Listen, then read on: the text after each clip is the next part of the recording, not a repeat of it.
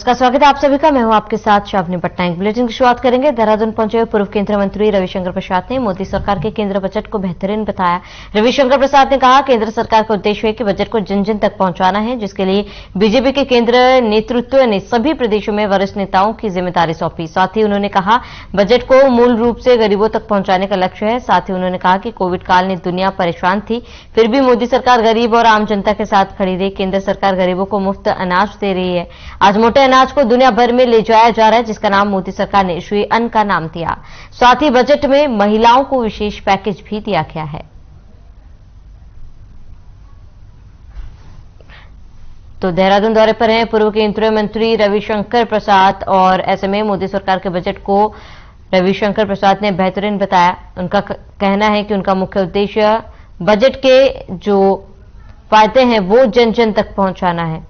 उन्होंने कहा कि बजट जनहितैषी बजट है, महिलाओं के लिए, किसानों के लिए, सभी के लिए इस बजट में बहुत कुछ है और ऐसे में लोगों को बजट को समझने की जरूरत है और इसीलिए ये महत्वपूर्ण है कि जन जन तक मोदी सरकार के बजट की खूबियां पहुंचाई जाए।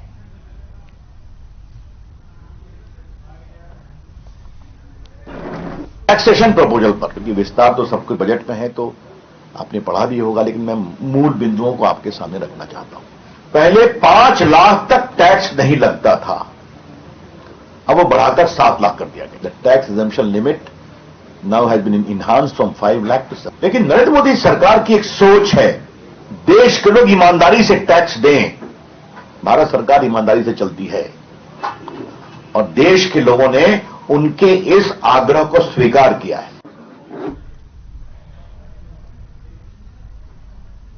तो गोवा के मुख्यमंत्री प्रमोद सावंत उत्तराखंड भ्रमण पर रहे, जहां उन्होंने साधु संतों का आशीर्वाद लिया। बता दें कि सीएम सावंत ने पतंजलि योगपीठ पहुंचकर बाबा रामदेव से मुलाकात की। उसके बाद वे कनखल के हरिहर आश्रम पहुंचे, जहां उन्होंने जूना अखाड़े के आचार्य महामंडलेश्वर अवधेशानंद गिरी से वार्ता की। साथ ही उन्हें गोवा आने का निमंत्रण भी दिया। मुख्यमंत्री प्रमोद सावंत का कहना है कि उन्होंने गोवा के पर्यटन को बढ़ावा देने के लिए प्रदेश के कई संतों को गोवा में होने वाले योग महोत्सव में शामिल होने का भी निमंत्रण दिया है। साथ ही उन्होंने बताया कि गोवा बीच पर होने वाले योगा महोत्सव के लिए बाबा रामदेव को आमंत्रित किया गया है।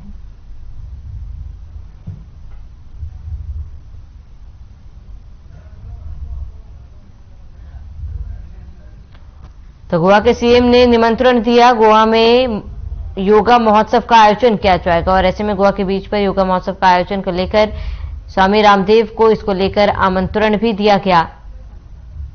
तो गोवा के सीएम ने योगा को शरीर के लिए बेहतरीन बताया और इसके साथ ही उन्होंने बाबा रामदेव को इस महोत्सव में शामिल होने के लिए आमंत्रित किया।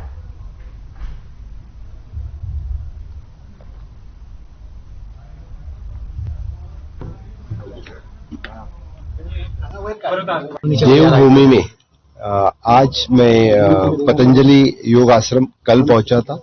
आज सुबह में रामदेव बाबा के साथ योग करने का मौका मुझे मिला। उनका रिसर्च सेंटर और गुरुकुल देखने का योग मुझे आया।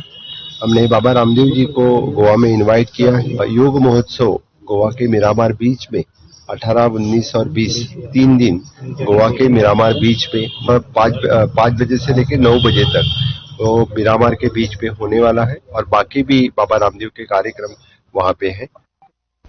तो केंद्रीय बजट के बाद अब उत्तराखंड सरकार अपने बजट की तैयारियों में जुट गई है, जिसको लेकर आपको बताते कि सरकार ने 25 फरवरी से पहले जनता से बजट पर सुझाव आमंत्रित किए। राज्य के वित्त मंत्री प्रेमचंद अग्रवाल का कहना है कि सरकार इस बार का बजट सत्र गैरसैंण में आयोजित कर सकती है। आगामी कैबिनेट बैठक में इसका निर्णय लिया जाएगा। साथ ही उन्होंने कहा कि फिलहाल सरकार ने बजट का स्वरूप तय करने के लिए आम लोगों की राय जानने का काम शुरू कर दिया है। आम लोगों से संवाद के लिए कई कार्यक्रम आयोजित किए जाएंगे और फिर लोगों की इच्छा के अनुसार बजट तैयार किया जाएगा। उन्होंने उम्मीद जताई कि राज्यों का बजट सत्र मार्च दूसरे सप्ताह में गैरसैंण में आयोजित होने की उम्मीद है। जल्दी इस संदर्भ में अंतिम निर्णय लिया जाएगा।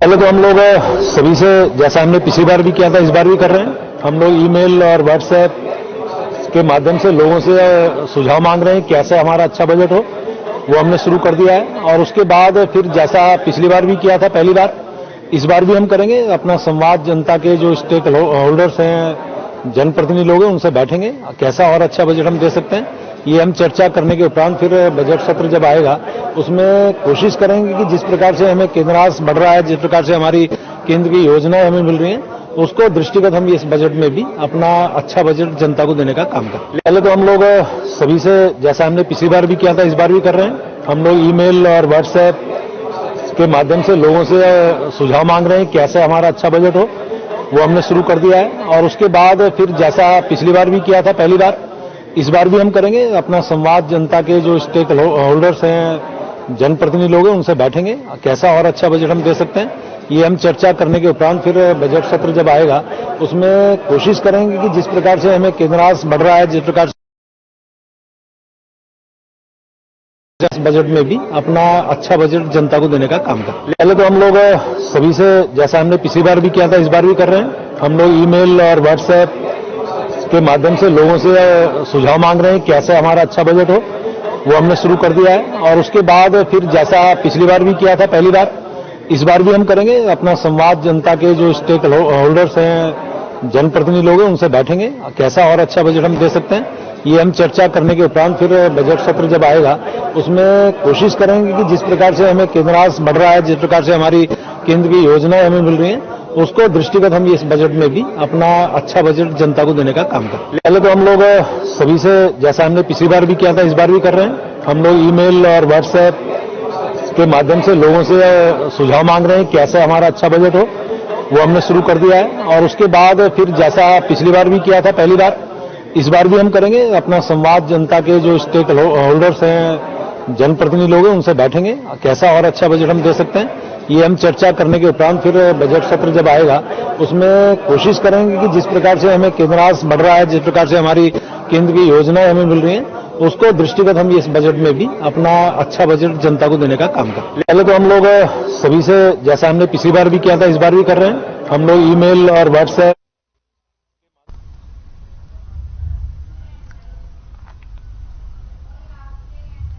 इस बीच देहरादून से बड़ी जानकारी, ज्योत सिंह बिष्ट ने प्रेस कॉन्फ्रेंस की है। आम आदमी पार्टी के प्रदेश संगठन समन्वयक बिष्ट हैं। भ्रष्टाचार मामले में सरकार को घेरा, प्रदेश सरकार ने जनता से झूठ बोला, राज्य को भ्रष्टाचार के दलदल में धकेला, भर्ती घोटालों में बीजेपी के नेता शामिल है। बड़ी जानकारी आपको बता दें, इस वक्त की बड़ी खबर अहम जानकारी से आपको रूबरू करा रहे हैं। बड़ी जानकारी जहां पर ज्योत सिंह बिष्ट ने प्रेस कॉन्फ्रेंस की है और कई मुद्दों पर उन्होंने सरकार को घेरा।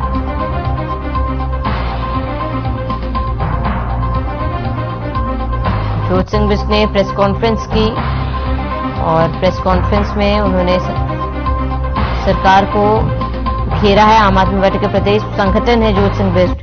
भ्रष्टाचार मामले में सरकार को घेरा, प्रदेश सरकार ने जनता से झूठ बोला, भर्ती घोटालों में बीजेपी के नेता सबसे अव्वल। बड़ी जानकारी आपको बता रहे हैं, ज्योत सिंह बिष्ट ने प्रेस कॉन्फ्रेंस की। आम आदमी पार्टी के प्रदेश संगठन समन्वयक है बिष्ट और भ्रष्टाचार मामले में सरकार को उन्होंने घेरा है। प्रदेश सरकार जनता से झूठ बोल रही है और भ्रष्टाचार में बीजेपी के नेता शामिल है।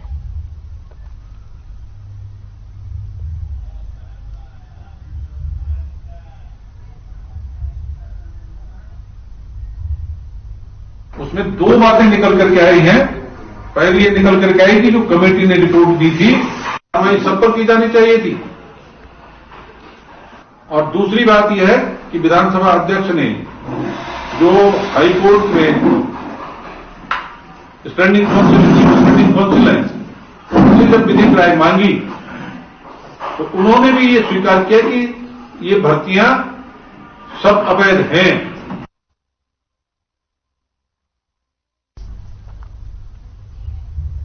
विधायक वीरेंद्र जाति हर दिन अपने कैंप कार्यालय में आमजन की समस्याओं का निवारण कर रहे हैं। विधायक वीरेंद्र जाति ने जानकारी देते हुए बताया कि हमारा कैंप कार्यालय प्रत्येक दिन सुबह 6 बजे से शुरू होता है और जितनी भी क्षेत्र की समस्याएं होती है, चाहे वो समस्या राशन कार्ड से संबंधित हो या फिर वृद्धा पेंशन की समस्या हो या अन्य प्रकार की जो भी समस्याएं हो, सभी समस्याओं का हम अपने स्तर से समाधान करने का प्रयास करते हैं।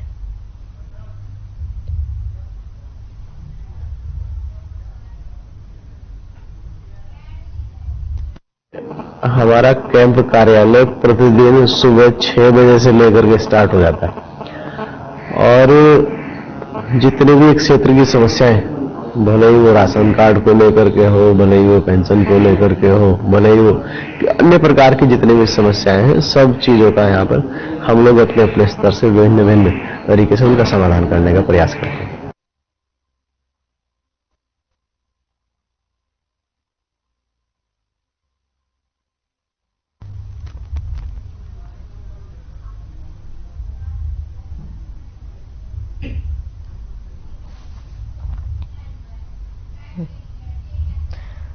देहरादून से बड़ी जानकारी। मौसम विभाग ने अलर्ट जारी किया है। प्रदेश के 5 जिलों में बारिश बर्फबारी की संभावना जताई है। उत्तरकाशी चमोली में 24 घंटे का अलर्ट जारी किया गया है।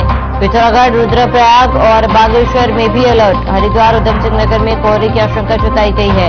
इस वक्त की बड़ी खबर, अहम जानकारी। उत्तरकाशी चमोली में 24 घंटे का अलर्ट। पिथौरागढ़, रुद्रप्रयाग और बागेश्वर में भी अलर्ट जारी किया गया।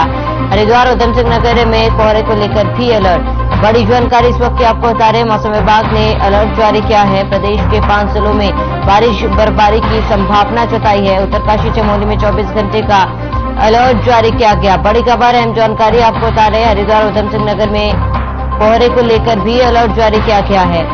मौसम विभाग ने अलर्ट जारी किया। तो उत्तरकाशी चमोली में 24 घंटे का अलर्ट जारी किया गया है। पिथौरागढ़, रुद्रप्रयाग और बागेश्वर में भी अलर्ट जारी किया गया। हरिद्वार, उधम सिंह नगर में अलर्ट जारी।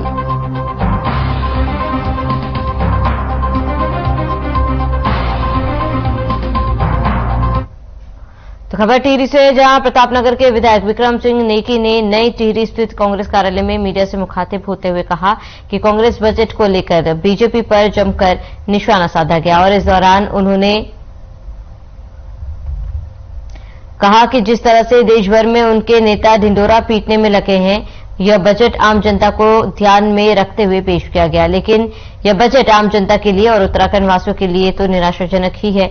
साथ ही कहा कि और तो और इस बजट में जोशीमठ में आपदा पीड़ितों के लिए कोई भी जगह नहीं दी गई और न ही केंद्र सरकार ने कोई अलग पैकेज रखा, जो कि बड़ी दुर्भाग्यपूर्ण की बात है।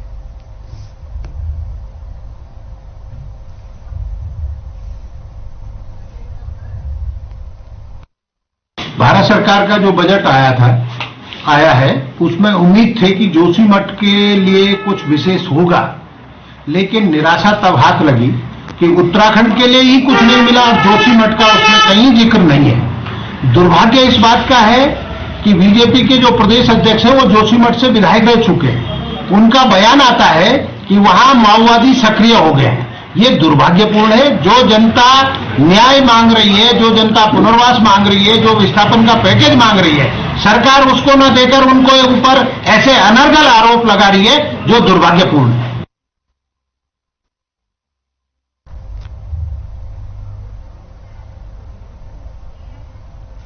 इस बीच देहरादून से बड़ी जानकारी। अडानी मामले पर कांग्रेस का हल्ला पोल। संसद से सड़क तक कांग्रेस करेगी प्रदर्शन। उत्तराखंड में भी अडानी के खिलाफ होगा प्रदर्शन।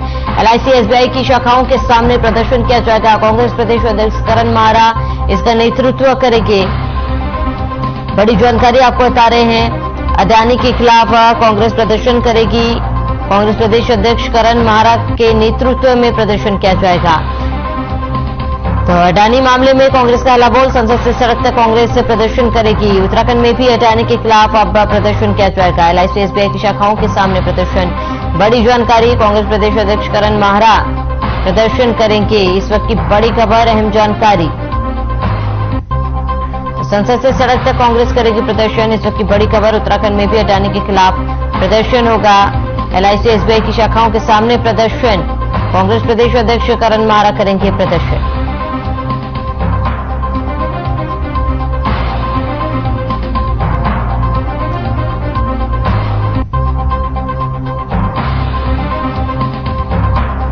एलआईसी, एसबीआई को लेकर प्रदर्शन। उनके शाखाओं के सामने प्रदर्शन किया जाएगा।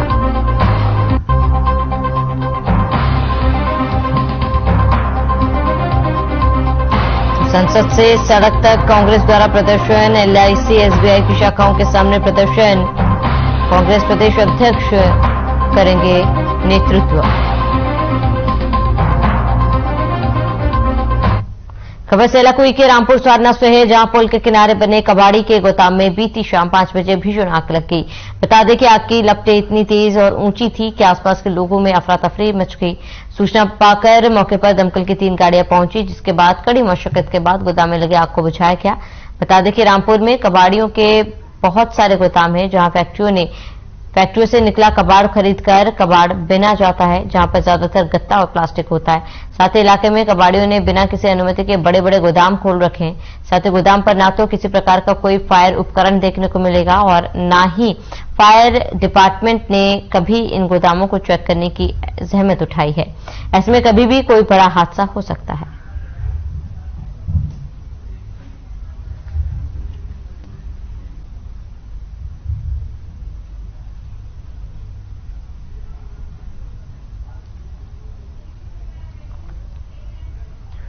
देहरादून से बड़ी जानकारी, ठग गिरोह का भंडाफोड़, प्रधानमंत्री मुद्रा लोन दिलाने के नाम पर ठगी की गई है।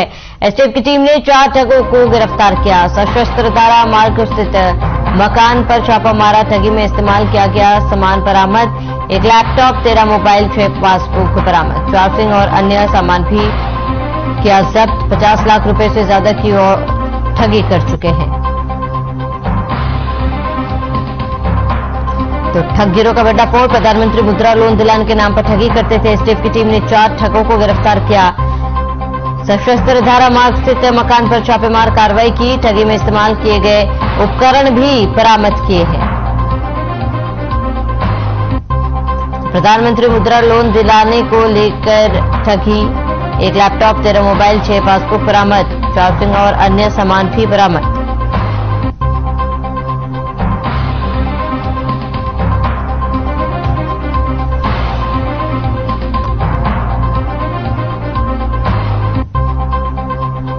एक लैपटॉप समेत कई उपकरण बरामद, 50 लाख रुपए से ज्यादा की ठगी कर चुके हैं और ठग गिरोह का भंडाफोड़। प्रधानमंत्री मुद्रा लोन दिलाने के नाम पर ठगी, इस वक्त की बड़ी खबर। 1 लैपटॉप, 13 मोबाइल, 6 पासबुक बरामद, चार्जिंग और अन्य सामान भी किया गया बरामद।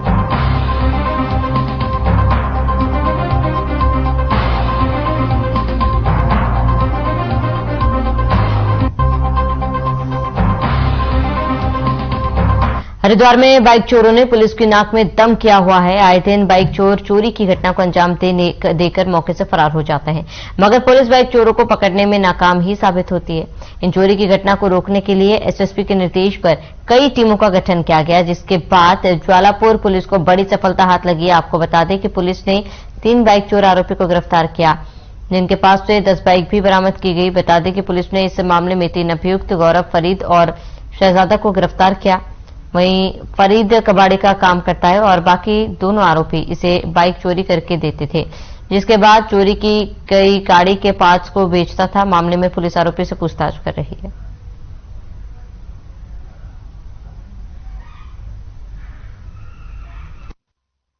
हरिद्वार से जितना क्राइम हो सके हम उसे तुरंत खत्म करेंगे। तो इसमें ज्वालापुर पुलिस द्वारा 10 बाइकें बरामद की गई हैं। इन बाइक्स में से अभी 3 के अगेंस्ट तो ज्वालापुर कोतवाली में मुकदमा है और 1 बहादुराबाद में मुकदमा है। बाकी बाइक्स का हम लोग अभी चेसिस नंबर और इंजन नंबर पता कर रहे हैं और जैसे इनके बारे में कुछ इन्फॉर्मेशन पता चलेगी तो हम इसमें कोऑर्डिनेशन करेंगे। इसमें हमारे 3 अपराधी पकड़े गए हैं। 3 अपराधियों के नाम हमारे गौरव उर्फ नीशू, फरीद पुत्र मुन्ना तथा शहजाद है। इनमें जो फरीद है ये कबाड़ी का काम करता है, तो ये जो बाकी 2 लोग हैं इनका काम है कि ये लोग बाइक्स चोरी करके इसको देते थे। ये इसके पार्ट्स को बाइक को काट वाट के फर्दर इसको बेचता था। ये फरीद है, ये अहबाब नगर का रहने वाला है और जबकि जो इसका मूल है ये बिजनौर का है वैसे तो, पर ये यहाँ पे अहबाब नगर में।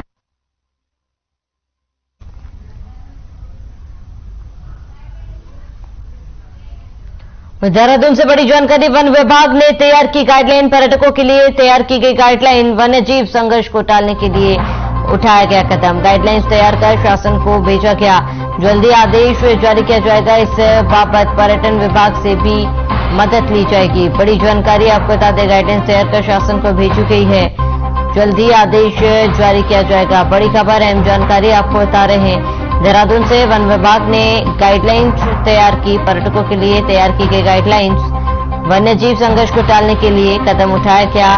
गाइडलाइन तैयार कर शासन को भेजी गई। बड़ी जानकारी इस बाबत पर्यटन विभाग से भी वन विभाग ने गाइडलाइंस तैयार की है। पर्यटकों के लिए तैयार की गई गाइडलाइंस। वन्य जीव संघर्ष को टालने के लिए उठाया कदम। गाइडलाइंस तैयार कर शासन को भेजी गई। इस बाबत पर्यटन विभाग से भी मदद ली जाएगी। बड़ी जानकारी आपको बता रहे हैं, इस वक्त की बड़ी खबर, अहम जानकारी। वन्य जीव संघर्ष को टालने के लिए उठाया गया कदम। शासन को भेजी जाएगी गाइडलाइंस। इस बाबत पर्यटन विभाग से भी मदद ली जाएगी।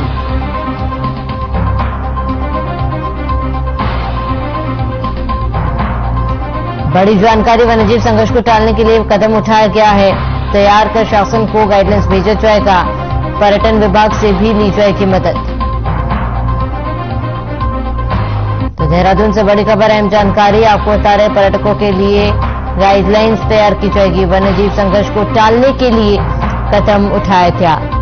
गाइडलाइंस तैयार कर आगे कार्रवाई की जाएगी।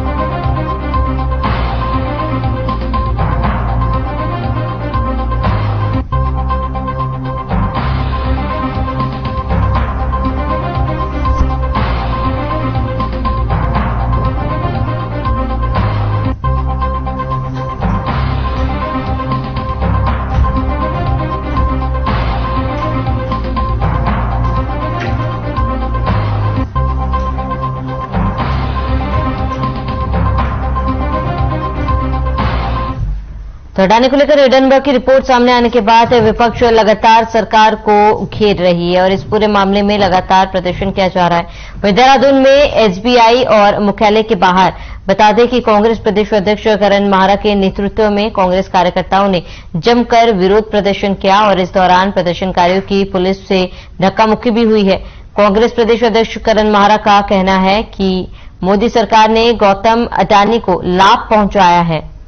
सरकार यदि सही है तो इस पूरे मामले की जांच कराने से क्यों बच रही है। कांग्रेस प्रदेश अध्यक्ष करण माहरा ने कहा है कि सरकार जानबूझकर इस पूरे मुद्दे से पल्ला झाड़ने की कोशिश कर रही है और सदन में भी चर्चा से बच रही है।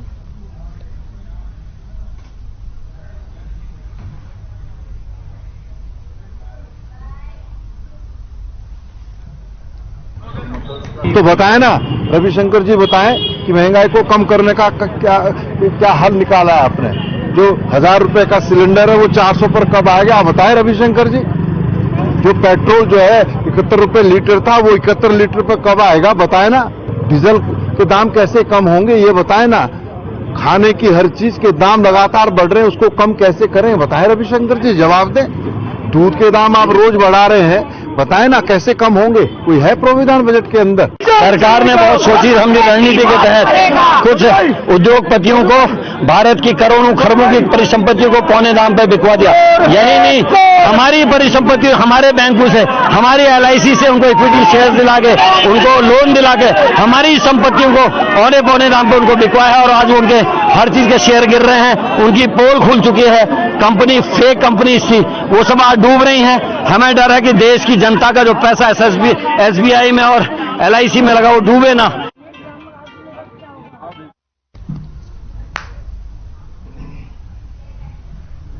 चलिए इसके साथ इस बुलेटिन में फिलहाल मेरे साथ इतने। देश और प्रदेश की तमाम बड़ी खबरों के लिए आप बने रहे हमारे साथ।